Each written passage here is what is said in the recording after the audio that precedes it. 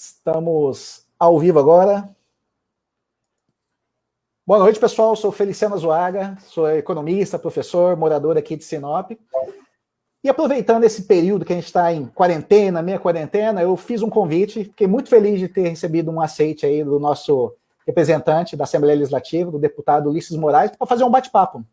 Eu acho que está todo mundo percebendo a importância da política nas nossas vidas, né? Eu acho que os representantes aí da Assembleia, os nossos representantes do Executivo têm um papel primordial nessa situação que a gente está vivendo de crise e as pessoas estão percebendo a importância da política.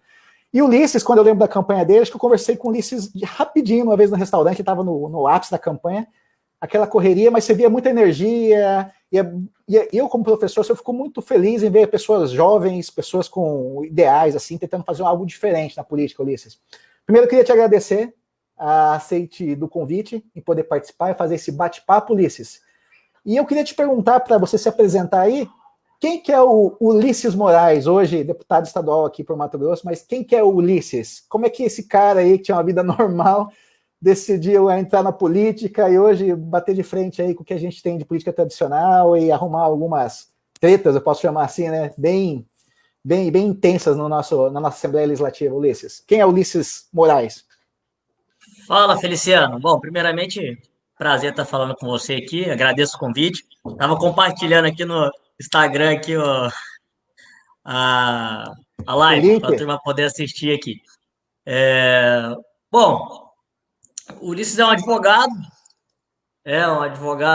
que era professor também, fui professor também. O senhor é professor também, né? Sou professor de economia Isso. aqui na Unemat. Aí, foi até legal. Depois nós vamos falar sobre economia nos aumentos. Opa, Aí eu quero que você faça uma conta junto comigo. perfeito. O, Fui professor também, fui professor substituto aqui na Universidade de Cuiabá, né? Ficava fazendo aí algumas substituições. Fiquei no Mackenzie um períodozinho ali também como assistente, né? Como professor assistente, Certo. nas matérias de Constitucional Avançado e Direito às Obrigações, quando morei em São Paulo. E escrevi também participei de uma obra coletiva junto com o ministro do Supremo Tribunal Federal, o Edson Fachin. Ah, É uma legal. obra dentro da área que a gente atua. Eu tenho um escritório familiar junto com meu pai, escritório de advocacia, que atua na área de família, sucessões, planejamento sucessório, holding, trust, né? Uhum. A gente pensa aí o pós-morte, o pós-separação das pessoas e também faz aquele planejamento é, anterior, né? Anterior ao casamento. E os pactos judiciais, a gente faz todo esse tipo de trabalho lá. Mas esse era o Ulisses, né? Um profissional liberal que estava lá e sempre, desde o início da trajetória, indignado com essas questões políticas. E é até interessante, Feliciano, que eu odiava a política, mas não gostava de jeito nenhum. Era um negócio assim, cara, falava de política, eu estava na roda, às vezes no bar com os amigos, ou conversando, falava, cara, pelo amor de Deus, vamos trocar de assunto, Já né? vem esses caras chatos de novo, chegando. Ah, já vamos conversar, que é os trem chatos. Vamos falar do que interessa, vamos falar de futebol. Só que assim, eu sempre fui um cara que não aceitava as coisas. Então, assim, desde a época de estágio, ainda enquanto eu estava estagiário no fórum, tinha algumas leis que tinham que ser cumpridas. E aí a gente protocolou alguns ofícios ao Tribunal de Justiça para tentar fazer com que essas leis fossem cumpridas. Logo depois que eu formei a advocacia, nós montamos um grupo que era o grupo OAB Jovem Independente, que também foi um grupo que também trabalhou pela classe, buscou os direitos, buscou incluir os jovens dentro da estrutura da OAB. Então, assim, nós fizemos várias coisas nesse sentido, assim, durante a trajetória. Mas depois eu, como todo trabalhador, né, me ausentei dessas demandas e foquei no meu escritório, né, foquei na minha vida pessoal, fui embora para São Paulo, fui tocar os meus estudos, que eu acho que a gente tem que focar na nossa vida, não adianta. E acabou que, por outros motivos, tive que voltar para Cuiabá.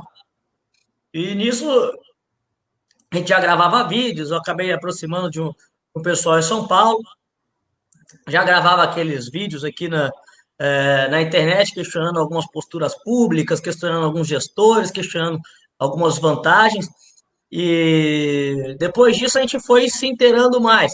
E aí eu acho que assim, o marco do tipo assim, vou participar da política ou vou participar de maneira efetiva da política, eu acho que foi no impeachment da presidente Dilma Rousseff.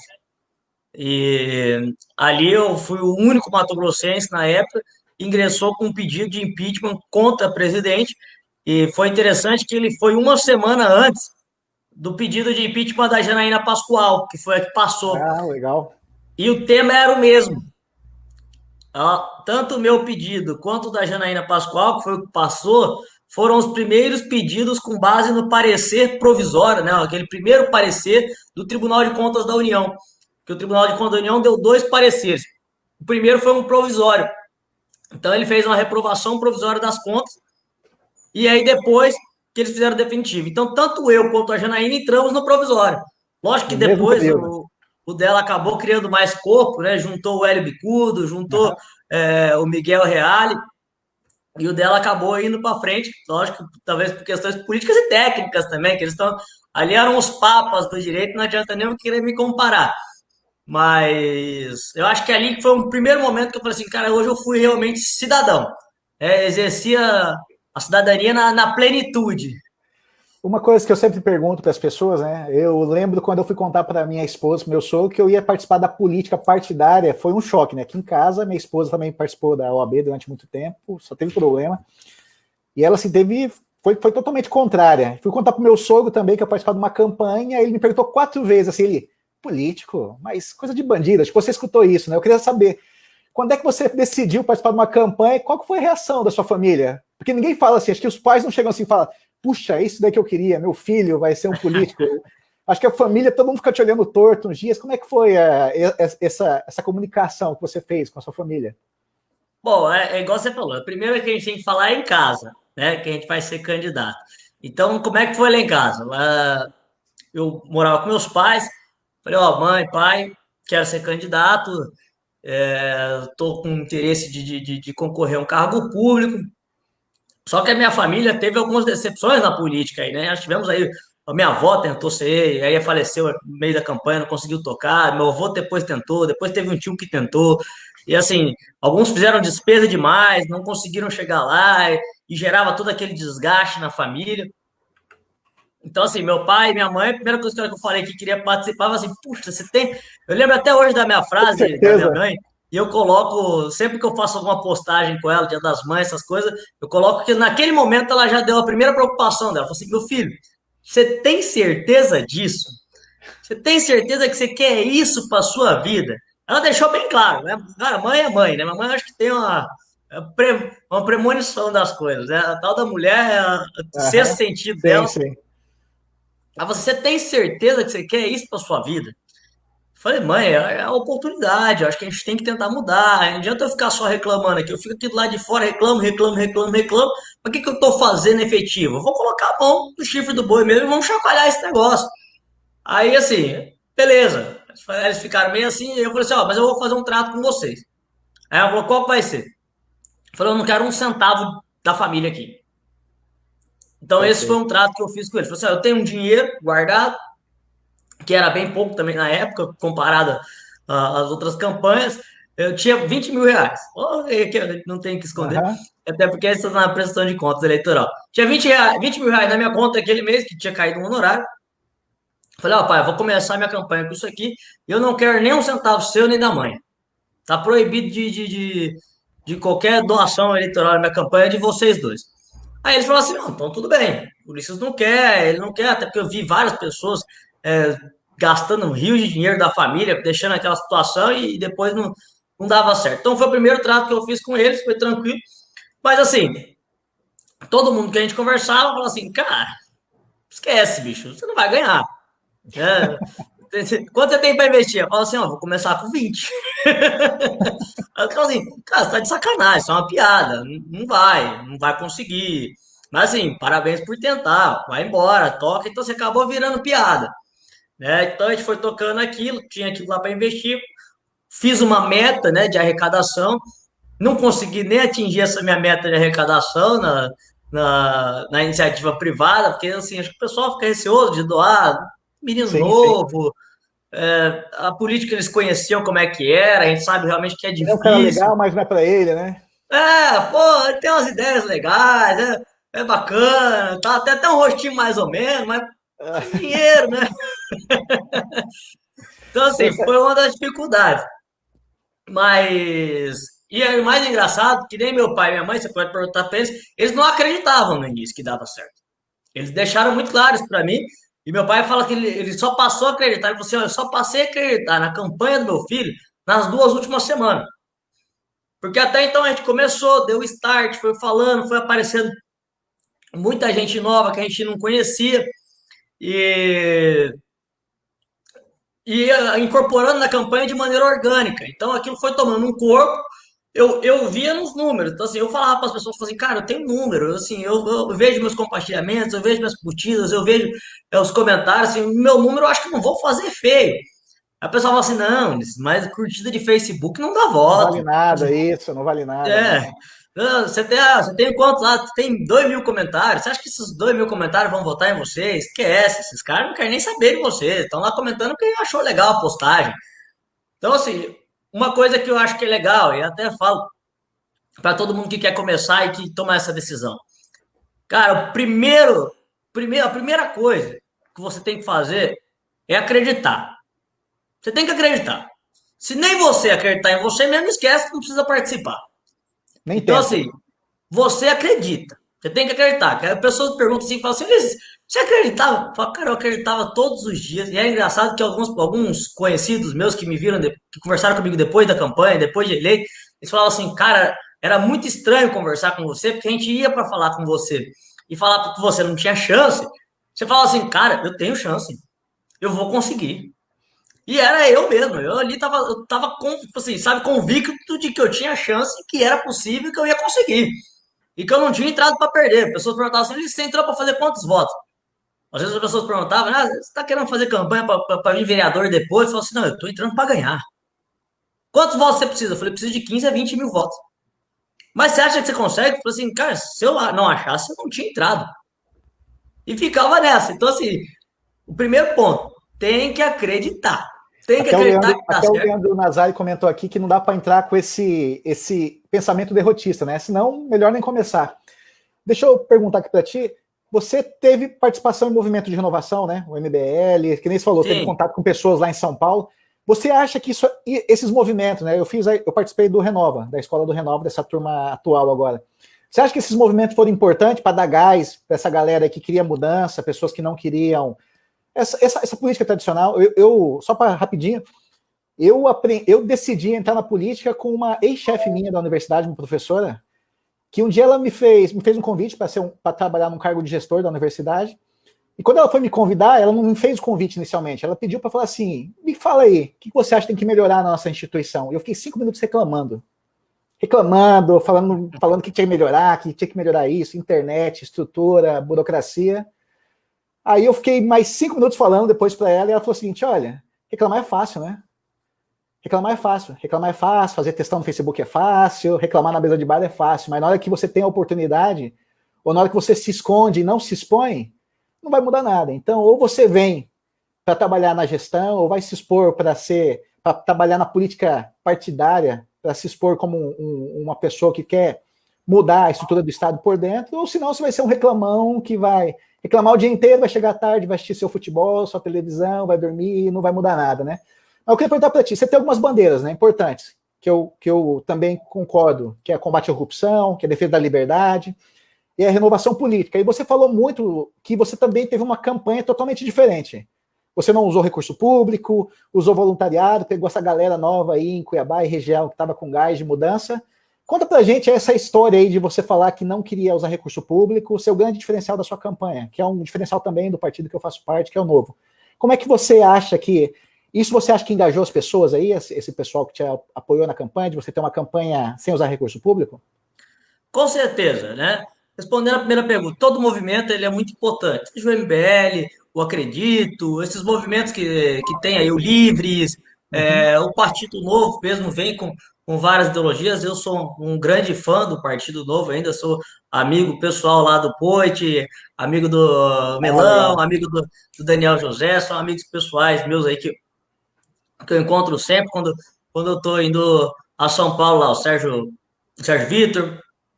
Então, assim, sou um grande fã das ideias e boa parte delas eu implementei, de verdade, eu digo até que 100% delas eu implementei na minha campanha e implementei depois agora durante o mandato. Então, por exemplo, não utilizei recurso público, nem um centavo. Nós tínhamos fundo, o partido tinha um fundo, apesar de ser um partido pequeno, tinha um fundo relativamente pequeno, mas tinha fundo. E eu recusei. E mais ainda, eu recusei também o tempo eleitoral. O horário eleitoral aquele da TV, nós também recusamos, até na época. Eles exigiram que se a gente fosse aparecer, ia ter que aparecer lá algumas figurinhas emblemáticas, lá, alguns números emblemáticos atrás. Eu falei assim, quer saber de uma coisa? Larga a mão desse trem que ninguém ganha voto, ninguém vota no outro por causa da TV. Mas olha que interessante. O Aí pessoal a não se gente achava fala, meio maluco, não? A galera do partido? Pô, todo mundo atrás de dinheiro lá, fazendo e o a cara tá fila atrás. recusando dinheiro, o cara E não o quer cara aparecer na maluco TV. aí. É mais ou menos isso. Agora, mas é que assim, a gente tem, às vezes, pensar tudo. Depois que a gente entra, a gente vê. Mas a TV, por exemplo, eu concordo plenamente com o posicionamento do Partido Novo, que aquilo é recurso público, que deixa de ser, na verdade, né? O Estado deixa de arrecadar quando ele cede esses horários, mas a população, cara, por mais que ela não vote, talvez, com aquela imagem ali, eu não sei como é. Eu acho que nas eleições majoritárias deve fazer uma diferença muito grande, porque muita gente, apesar de não votar por aquilo, assiste aquela porcaria. Uhum. E durante a minha eleição, só pelo fato de eu não estar na, no horário eleitoral, eu recebi muitos questionamentos das pessoas acharem que eu não era candidato. Então é preocupante. Isso porque as pessoas mandavam mensagem, perguntavam para meu pai, falavam assim, ó, o Ulisses não aparece no horário eleitoral, ele desistiu da candidatura. Então isso foi Famosa. um ruim. Porque aí o que eu tive que fazer? A gente teve que fazer um vídeo na época explicando por que, que a gente não estava no horário eleitoral. Então, as pessoas ainda têm, a gente tem as pessoas mais carentes, acho que a gente tem que tratar a sociedade como 100%, né? Então, a gente não pode colocar que todos compreendem, a gente tem vários níveis de compreensão dentro da sociedade, dentro das pessoas que compõem a sociedade. Então, a gente tem que, às vezes, tem que tomar cuidado com essas coisas, porque você vai ter que fazer a vacina já. Já vai ter que fazer, pô, você não vai participar, então você já vai ter que fazer a justificativa do porquê você não está participando e tentar fazer com que essa justificativa sua alcance essas pessoas que são menos instruídas e que só acham que os candidatos estão na TV. Perfeito. Então, Só emendando já isso, eu estava até conversando com o Leandro Nazari, ele me falou o seguinte, né, os políticos eles criam regras eleitorais para que eles se perpetuem, correto? A gente vê fundão eleitoral, a gente vê a questão do tempo de televisão, a gente vê a redução da eleição, que favorece quem já é mais conhecido nos pleitos anteriores. Como é que faz para alterar isso? Como é que é possível fazer uma alteração para reduzir essas barreiras para as pessoas novas que querem participar da campanha? ué, caiu minha câmera aqui? Caiu, acho que sua câmera. Só dá um clique nela aí, acho que ela volta.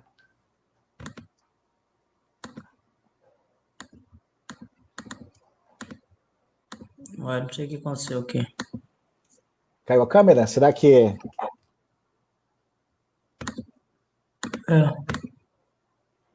Será que é a internet? Aqui, vamos ver. Cortou mesmo aqui, pelo cortou aplicativo sua ela câmera? cortou. Aham. Deixa eu ver aqui como que eu faço. Qualquer coisa, deixa eu fazer o seguinte, deixa eu te excluir. Então, Aí, voltou. não, voltou, beleza? Então, pergunta de novo. Os políticos que estão lá, você está agora na Assembleia, vocês conhecem, tem muita raposa velha ali, de vários e vários pleitos, que está ali na política mato-grossense há muito tempo. Só eles criam regras para favorecer quem já está. E criam barreiras para pessoas novas, pessoas que estão vindo dos movimentos de renovação entrarem. Você é a favor, por exemplo, de candidatura avulsa? Que tipo de regra você acha que favoreceria novos postulantes, pessoas com ideias oxigenadas, pessoas assim com energia de transformação, saindo desses vícios que a gente acompanha hoje na nossa política?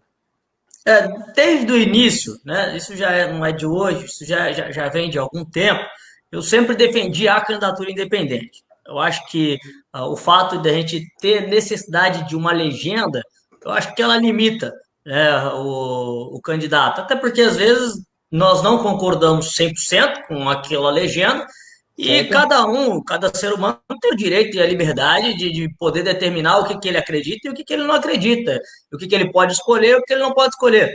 Suponhamos, por exemplo, que um cara gosta muito do Novo, mas tem alguma coisa lá que ele não gosta. Não Aí ele encaixa, vai né?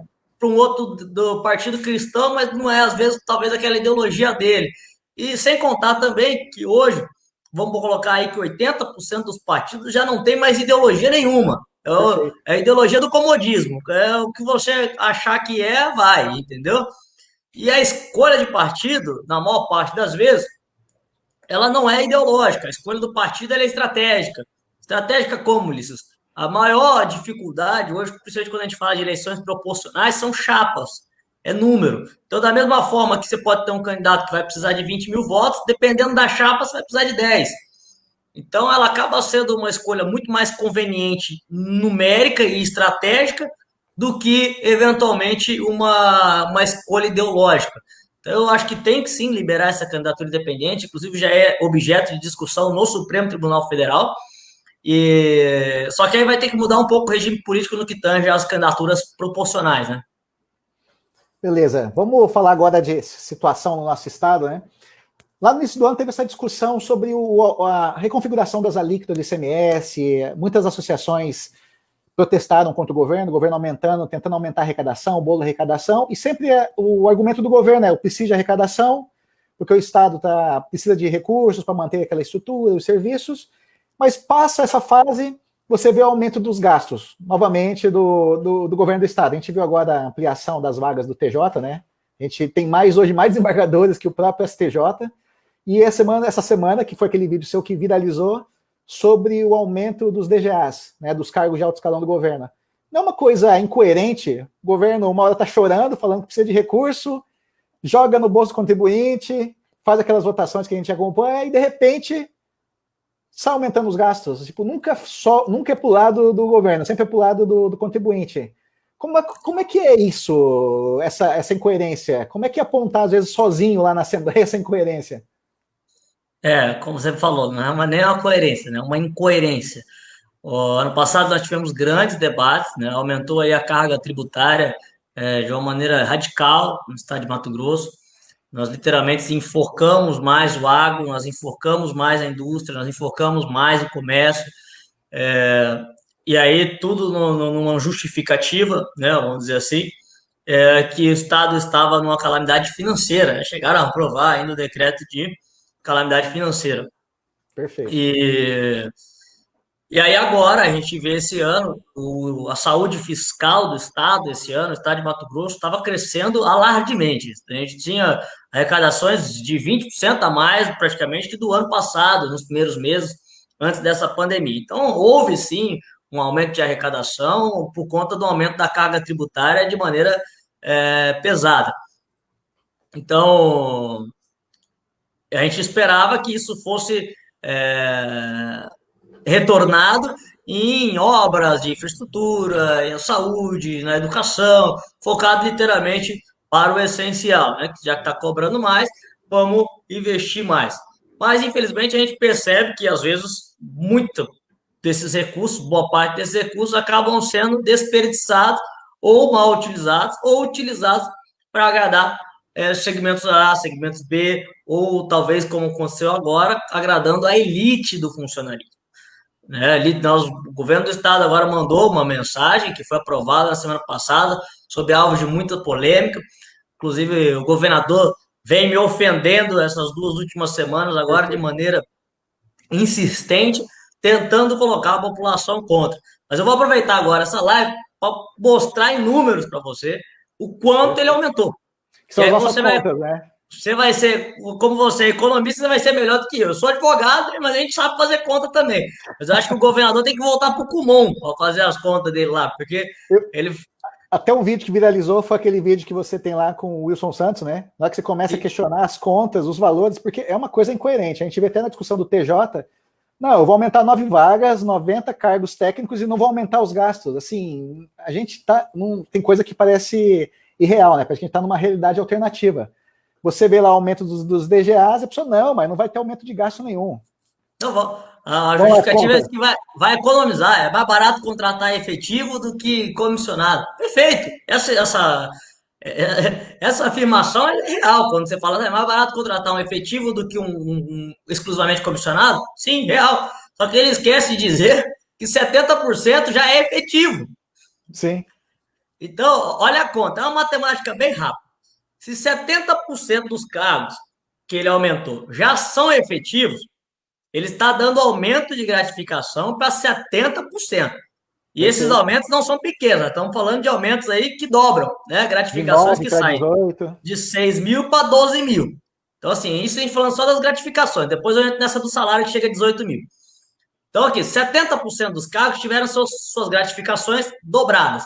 Essa economia que ele falou, se eventualmente ela pudesse acontecer ou fosse real, ela seria só em cima dos outros 30%, certo? Certo. Esse 70% já é efetivo e os outros 30% são exclusivamente comissionados.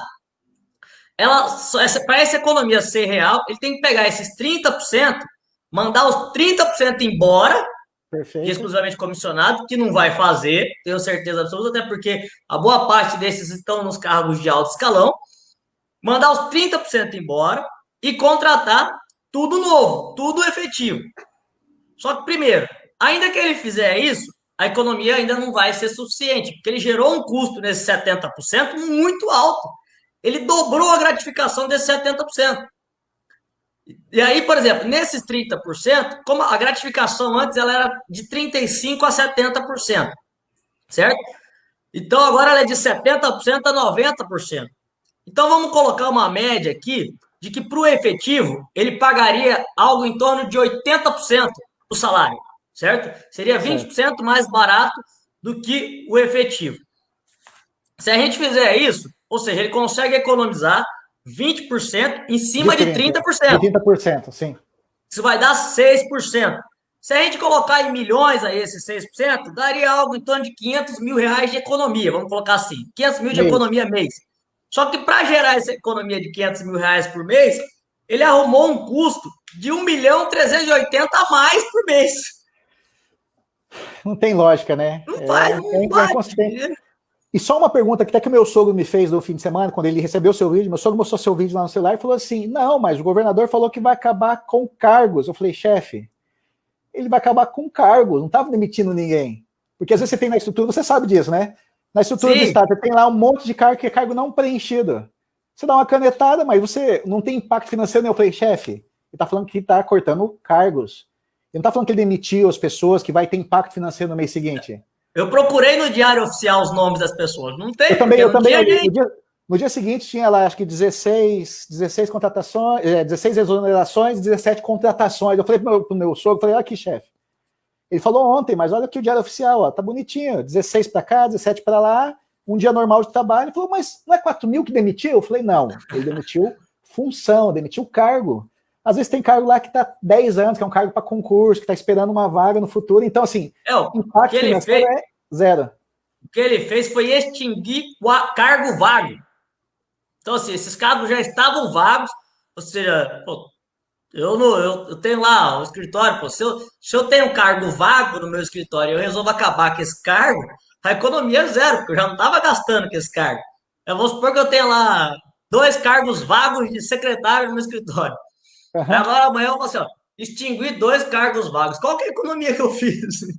Nenhuma, nenhuma.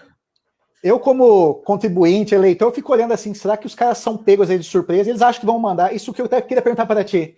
A gente vê que tem muita coisa que passa lá do TCE que chega final de sexta-feira, do TJ chega final de semana, isso daí chega sábado à noite. Esse tipo de desculpa estapafúrdia, assim, será que é porque os caras se assustam com a publicidade que acontece, às vezes, um videozinho desse que você faz e viraliza, as pessoas se revoltam, né? Você vê que as associações fizeram aquela nota em relação ao governo. Esse tipo de desculpa aí aparece do nada, simplesmente porque sente a pressão da população. A importância da transparência está nisso também, de você dar transparência aos atos, de não fazer sessão sábado de noite, não dá, né? Sim, e é o que eu falo. Às vezes eles falam assim, poxa, esse rapaz é desrespeitoso, né? A frase que o governador vem utilizando. Mas se eu não falo, ninguém fica sabendo. Vai votar, votou por aquilo mesmo, o governo faz aquela narrativa, derrama dinheiro na imprensa,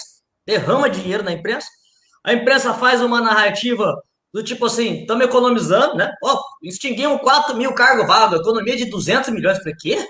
Oi, peraí, que Caraca, matemática que é essa aí? Nós estamos aumentando os salários, economia de tanto. Falei, hã? Peraí, o que é isso? Então, assim, mas é a narrativa fica só por conta do governo. E aí eles ficam incomodados quando vem alguém e apresenta a realidade. E aí ele veio para o embate e acaba não aceitando isso, né? Então, assim, eu acho que essa política tradicional, ela vem há muitos anos aí, e sempre resolvendo o problema, talvez, a velha maneira. Aí não sei se talvez uma política de troca de cargos, uma política de indicações de viatura, ou alguma coisa nesse sentido, né? Igual ontem mesmo teve indicações de viaturas lá, alguns deputados indicaram as viaturas. Então, assim, não sei com qual propósito se faz isso, mas assim, executivo é executivo, parlamento é parlamento, a gente tem que separar as coisas. Quem faz Perfeito. obra é executivo. Executivo. Isso é uma coisa muito interessante que você vai ver, se eventualmente você for para a campanha mesmo, que é muito importante você deixar muito claro para as pessoas isso já no trajetório da campanha. Porque as pessoas confundem. Eu lembro recentemente, logo quando eu tinha assumido, eu fui num bairro aqui carente da capital, chama Parque Jorge. Tinha sofrido Sim. lá um alagamento, a gente foi lá visitar as casas e ver a situação que estava o bairro. E tinham 2 ou 3 moradores assim, um me viu, virou e falou assim: aí ó o deputado aí, ó, tem que cobrar dele aqui, ó, esse asfalto aqui, ó, ô deputado, e aí esse asfalto aqui? Que é uma função do executivo. Tava ele, uns 2, 3 rapazes assim, aí eu olhei bem pra cara dele e falei assim: ó, rapaz, eu não sei teu nome, mas eu não vim aqui na eleição e prometi asfalto aqui, eu não vim aqui e prometi posto de saúde, eu não vim aqui e prometi base da polícia, porque isso não sou eu que faço. Quem faz é o Nossa executivo. O atribuição. máximo que eu posso fazer é um ofício para a prefeitura, um ofício para o governador, um requerimento, e aí ele atender isso aqui. Agora, se alguém veio aqui para você e falou que isso aqui ia ter asfalto, que isso aqui ia ter posto, que isso aqui ia ter isso e aquilo, mentiu e não sou eu que faço. E aí foi muito engraçado também, uma hora tinha um cara do lado dele, cutucou ele assim, ó, tá vendo porque eu votei nele, ó? Tá vendo que viu que tava falando a verdade. Eu acho que isso a gente tem que falar para a população e trabalhar essa concepção deles, ó, legislativo é legislativo, executivo é executivo. A gente faz o que a gente pode, mas a gente não executa. Então isso tem que ficar muito claro. Dentro de uma bandeira que você defende, que é a redução do Estado, é o Estado mais eficiente, mais enxuto, tem uma pergunta aqui do Bill, vou até colocar na tela aqui, que é um jornalista lá de Juína. Ele está falando da Lei de Liberdade Econômica. Você tem notícia de como essa lei ela está sendo implementada nos municípios aqui no Estado? Qual que é a vantagem de você ter um Estado mais leve? Então, dá para você fazer para nós um panorama sobre a importância da Lei da Liberdade Econômica, que foi Bem aplicada em legal. alguns municípios? Primeiro mandar um abraço pro Bill. O Bill é aluno do Renova lá também com vocês, né? O Bill, o Heitor, a galera aí, o Júnior, então assim, tem muita Lá no gente nosso boa aí. gabinete tinha 2, né? Nosso gabinete foi o O único, Aécio e o Heitor. e o Heitor. Bill, nós mandamos mesmo para 141 municípios, se eu não me engano, uns 6 ou 7 já tinham implementado. Alguns reprovaram as matérias, que os municípios ficaram com medo de, de perder a arrecadação, né? Tangará, por exemplo, Tangará reprovou a matéria, dizendo que não, que ia perder a arrecadação. E aí, inclusive, eu devo convocar a hora que a gente passar por esse momento, uma audiência pública em Tangará para ir lá explicar para o prefeito, para lá explicar para a procuradoria do município, para explicar para os vereadores que, na verdade, aumenta a arrecadação e não diminui. Vamos citar lá o exemplo, por exemplo, de Esteio, né, no Rio Grande do Sul, que aumentou a arrecadação dele depois que ele desobrigou aí essas empresas. Então, assim, essa é a nossa visão que a gente vem fazendo e buscando dentro do parlamento. Essas indicações sempre para tentar reduzir burocracia, reduzir taxa e facilitar para o empreendedor. Você vê que nesse momento agora, eu estou até com um vídeo aqui pronto, a gente deve publicar talvez nos próximos dias, um senhor que é guia turístico, estava vendendo máscaras na Praça Alencastro. Guia turístico, pô, o cara tá quebrado, não tá fazendo nada, não tem ninguém indo para Chapada, não tem ninguém indo viajando e não tá precisando dele. Então ele arrumou uma segunda ocupação. Pegou um dinheirinho que ele tinha em caixa, confeccionou algumas máscaras personalizadas e foi vender. Foi vender na rua, na praça. Foi preso e aprender a mercadoria dele. Não dá, né? Então, eu acho que isso não é nem um pouco razoável, mas que a gente entenda normas de segurança, normas é, enfim, de sanitárias, mas eu acho que a gente não pode também, a gente tem que ter A, bom mi, senso a e minha liberar que as sensação, pessoas mas tenham a seu minha sustento. sensação, às vezes, que os legisladores ficam criando burocracia para até criar uma justificativa da própria existência da máquina, né? Só para dar um exemplo, ontem eu recebi uma notificação do TRE falando que a eleição para o Senado não vai acontecer. Só que isso faz 3 meses. Aí, então, teve um oficial de justiça que me ligou, veio aqui em casa, se deslocou, usou a estrutura do Estado, só para entregar uma folha de 2 meses atrás falando que aquilo que eu tinha solicitado foi aceito e foi cancelado. Eu fiquei pensando assim, caramba, toda essa estrutura em Cuiabá, em Sinop, gasolina, carro, gente trabalhando, só para me dar um papel, entendeu? Falando assim, olha, o seu pedido não foi aceito. Eu assim, não dá, Podia ter né? sido por e-mail, podia Podia ser ser por por WhatsApp. e-mail, por WhatsApp, então, mas é difícil, né? Porque você tem toda uma estrutura, uma máquina que sobrevive disso. Eu até falo sempre que eu sonho com um Brasil que não vai ter cartório no futuro, né? O dia que a gente não precisar pagar por 4 mil, 5 mil reais por um carimbo, acho que a gente vai começar a caminhar por um país normal, né? Normal. Vamos mudar de assunto Até... rapidinho. Sua mãe é médica, correto? E eu Sim. acompanhei também as suas redes sociais que você veio recentemente aqui no Hospital Regional de Sinop, correto? Fazer uma vistoria. Qual que é a sua sensação? Porque eu tenho uma sensação que a gente está andando de lado com essa questão da pandemia, né? Muitas informações desencontradas, não tem dados, a gente está com um problema de coordenação nas esferas governamentais, e isso está se refletindo nos números, né? A gente tem pouco dado, os números estão aumentando de contaminação, mortalidade, a gente viu que bateu o recorde ontem, daqui a pouco deve sair o dado de hoje. Mas você, como parlamentar que está visitando, foi em loco, eu vi que você estava todo, parecia um astronauta aqui na visita aqui dos hospitais regionais. Qual que é a sua sensação aí, quando você está lá no CPA, vendo o governador, secretário, você acha que as ações são ações que estão nos protegendo nesse momento? Qual que é a sua sensação? Primeiro que assim, esse é um momento muito delicado.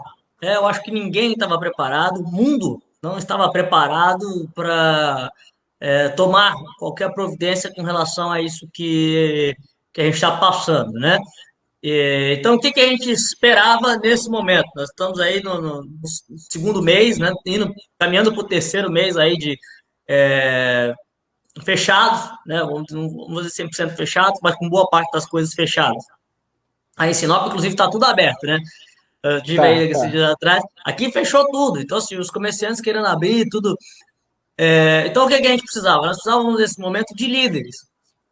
Líderes que tomassem decisões, mas decisões sensatas. Decisões à base do diálogo. Sem infantilidade. Tirar a política de lado. Eu acho que é um momento, não é um momento de politizar. É o momento da gente agir. Então, nós precisamos tomar decisões. O estado nosso de Mato Grosso, por exemplo, é continental. Nós temos aí 141 municípios, municípios mais de 1.000 quilômetros de distância da capital. Então, o que é que era necessário? Eu acho que era necessário o governador, antes desses 2 meses, porque eu acho que a sociedade acabou se enclausurando, sem antes mesmo qualquer político ou qualquer líder se manifestar. A gente acabou ficando apavorado no início e se enclausurou antes. Eu acho que faltou, o que a gente esperava era que alguém falasse com os municípios, reunisse todos os prefeitos, conversasse e tomasse decisões sensatas. A gente devia ter feito, talvez, uns fechamentos progressivos, aos poucos, por partes, né? E não ficar brigando um com o outro para ver quem vai salvar mais gente, quem que não vai salvar a gente. Nós tivemos casos aqui de municípios no estado de Mato Grosso que fecharam fronteiras. Não entra ninguém, não sai ninguém. Aqui não tem Covid. Então, assim, decisões absurdas. Nós tivemos gestores que se achavam literalmente reis, né? Reis dos Xerife, principados xerife. e, e tomaram decisões totalmente precipitadas. Então, assim, hoje a gente vê que a economia está sentindo muito, muito mesmo. O comércio, coitado, está Sim. devastado. Pequenos comerciantes, pequenos empreendedores, profissionais liberais. Então, assim, sofridos. Até motorista de aplicativo, eu ando muito de Uber. E então, assim, sem viagens. Os caras falam assim, eu estou viajando metade do que eu viajava nesses períodos.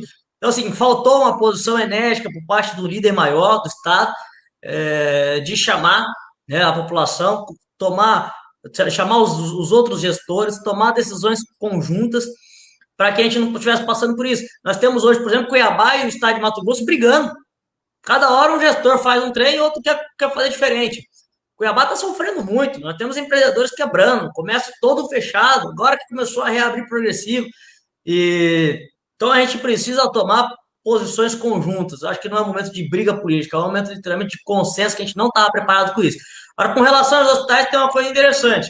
Estava vazio.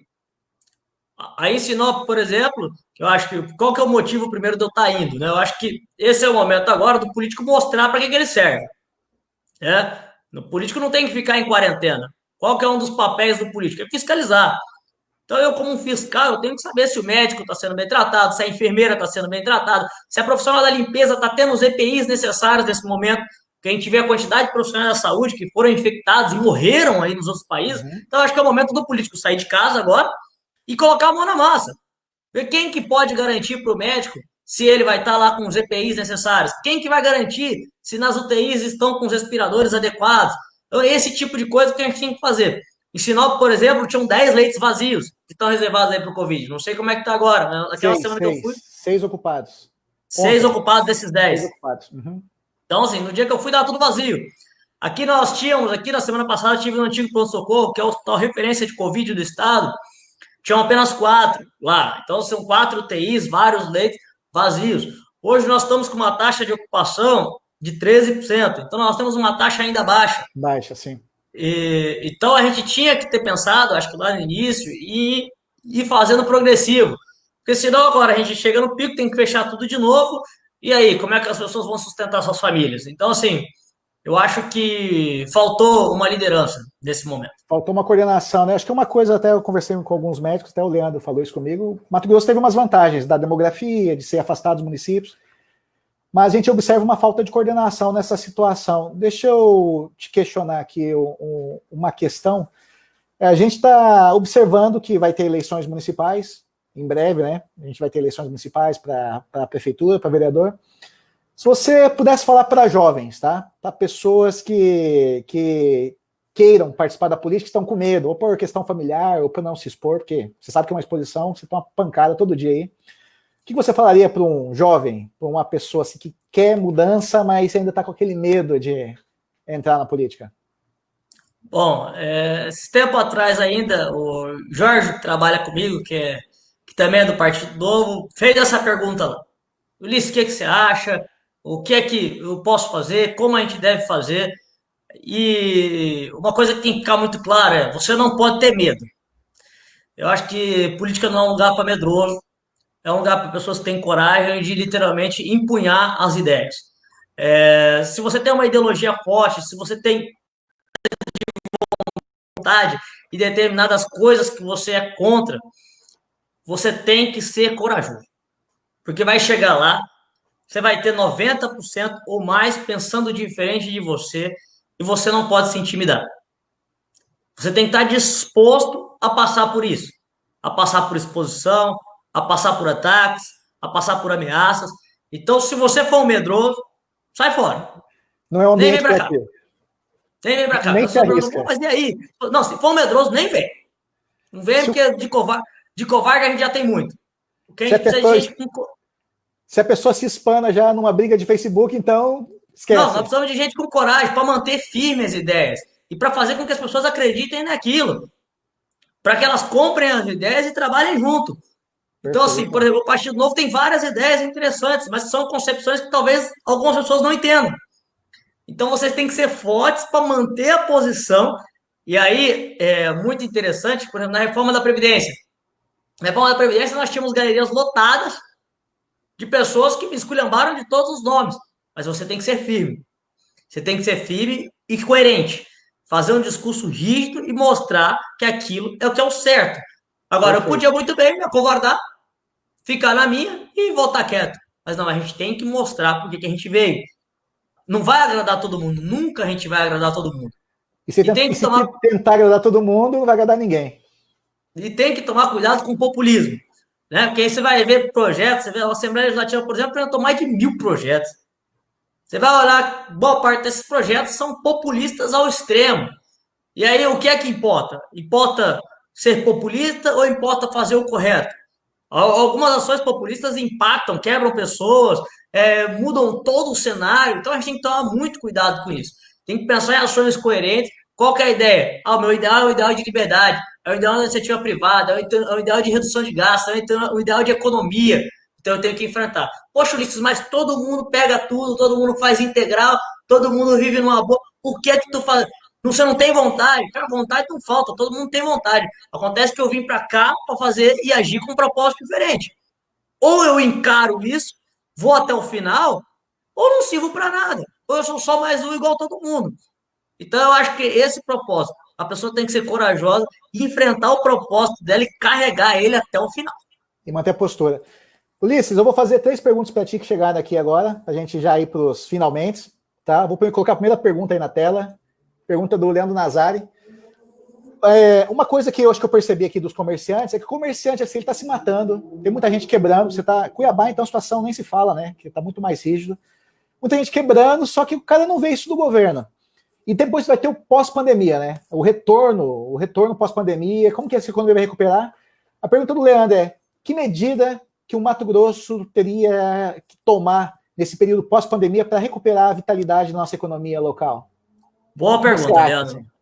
O primeiro ponto, primeiro de tudo, você tem que passar uma concepção de segurança para o cidadão. É o primeiro. Então, o Estado vai ter que trabalhar uma conscientização de concepção de segurança. Porque hoje o cidadão está em casa. E não está em casa só porque o Estado mandou ele ficar em casa. Ele está em casa porque ele está com medo. Perfeito. Muita gente está com medo. Então, por exemplo, as pessoas às vezes falam assim, vamos reabrir as lojas do shopping. A gente já ouviu bastante gente falando isso. Você tem que perguntar para o lojista do shopping se ele quer reabrir. Porque ele não estava vendendo, naquela primeira semana que fechou tudo, ele não estava vendendo 10 avos do que ele vendia. Então, a primeira coisa é, você tem que transmitir uma sensação de segurança para o cidadão. Para o cidadão poder ali e falar assim, opa, tô seguro. Vou no Big Lar, eu tô seguro. Lá tem todo mundo com máscaradinha, todo mundo com álcool em gel. Então, assim, o Estado, eu acho que nesse momento de reabertura, ele vai ter que passar essa concepção de segurança. E aí vai sair na frente aqueles comércios e restaurantes que conseguirem transmitir isso para a população. Aí a população vai lá. Porque hoje a população, além de tudo, não está em casa só por conta de determinação. Ela está em casa porque ela tem medo e insegurança. Então, acho que é o primeiro passo. Nós vamos ter que fazer campanhas de conscientização de que sair para fora de casa é seguro. Perfeito. Isso só para corroborar com isso, tudo que eu estou acompanhando de estudo no mundo inteiro, você pega nos Estados Unidos, que é a regra estadual, teve estado que decretou lockdown e outro estado não decretou lockdown. Só que a taxa de demanda de consumo mudou, porque as pessoas vão mudar o comportamento. Por exemplo, até eu dou só um exemplo, minha esposa é do grupo de risco, eu falo para ela, mesmo com a abertura, eu não me vejo mais, por exemplo, participando de show, como eu gostaria de ir para Lollapalooza, ir para show, ir para restaurante, porque eu não me sinto seguro. Então, se a pessoa não tiver uma sensação de segurança, muda o comportamento e vai impactar a demanda. A Dani Melhorança, que é uma excelente jornalista aqui de Sinop, você deve conhecer ela, trabalha na CDL Sinop, ela tem uma pergunta aqui relacionada a sua posição em relação a retorno às aulas, tá? Qual que é a sua posição, a posição da Assembleia em relação ao retorno às aulas?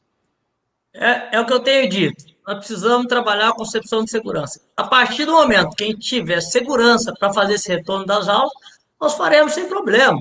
Agora, o que a gente tem que pensar é, essas aulas estão conseguindo ser supridas via EAD, via teleconferência, está dando ok, tá funcionando de maneira eficaz.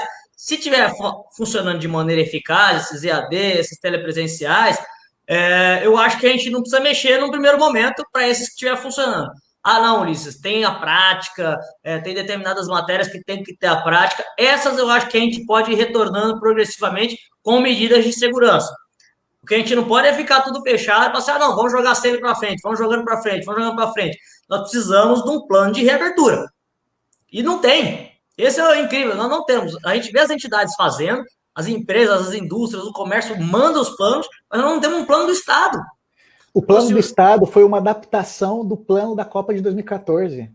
E foi até engraçado que eu tive uma reunião com a equipe do Ministério da Saúde da Coreia do Sul. Como eles estão na terceira pandemia lá, teve SARS, teve gripe suína, é tudo sistematizado. Tem um Sistema Nacional de Segurança, tem os protocolos de triagem, protocolo para o hospital, protocolo de escola, protocolo de tudo. E aqui, se a gente pegar o estado de Mato Grosso, a gente não tinha nenhum plano de contingência, adaptaram aquele plano da Copa do Mundo, fizeram uma pequena adaptação, e o pior de tudo, você não tem informação, porque as informações estão nos municípios, né? E você não tem um sistema integrado, tem erros no sistema, mas é um negócio bem complicado. E, Ulisses, para fechar aqui a última a última pergunta aqui, deixa eu só colocar aqui para você. Sobre fiscalização, tá? Vou colocar aqui a do Wagner, que ele postou aqui.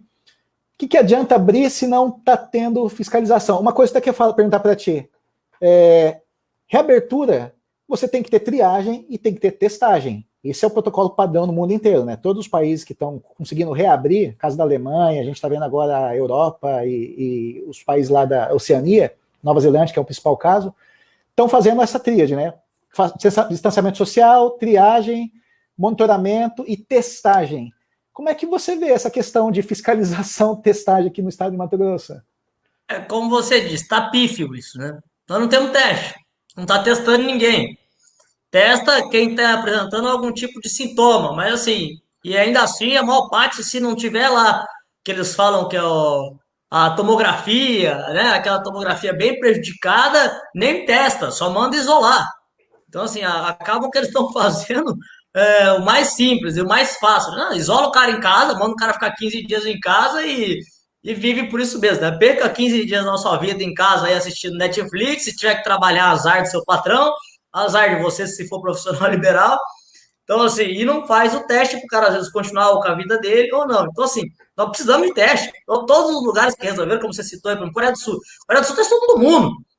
O que deu para testar, os caras testaram. Então, assim, nós não tivemos essa política, nós estamos fazendo a política do empurrar para frente, empurrar com a barriga. Graças a Deus, o estado de Mato Grosso colabora muito, mas tem dimensão, os municípios distantes. Então, eu até acho que a gente nem chegue no pico, talvez na hora que a gente chegar no pico já esteja lá na iminência de uma vacina pronta, né? Tomara, Que eles falam tomara. aí que já tem aí, inclusive em junho agora deve começar a fazer testagem em milhares de pessoas naquela vacina que está sendo financiada por um dos financiadores, inclusive é o governo americano. Então, eu acho que lá para agosto, setembro, talvez a gente já comece a ter isso em grande escala. E uma coisa interessante, que parece que eles, inclusive, não estão nem seguindo o protocolo de esperar ficar pronta 100% para produzir em larga Para produzir em escala. massa. Já está Perfeito. sendo produzido independente de autorização. Arrisca porque ganha tempo, né? Na distribuição. Exatamente. Então, é isso. E a fiscalização, assim, pífia, como eu disse. E os municípios, cada um com suas decisões. Eu recebi hoje, por exemplo, uma ligação de Barra do Garças, dizendo que, na verdade, lá tem muito mais caso e que não estão falando, não estão notificando, ou que alguém está escondendo, enfim.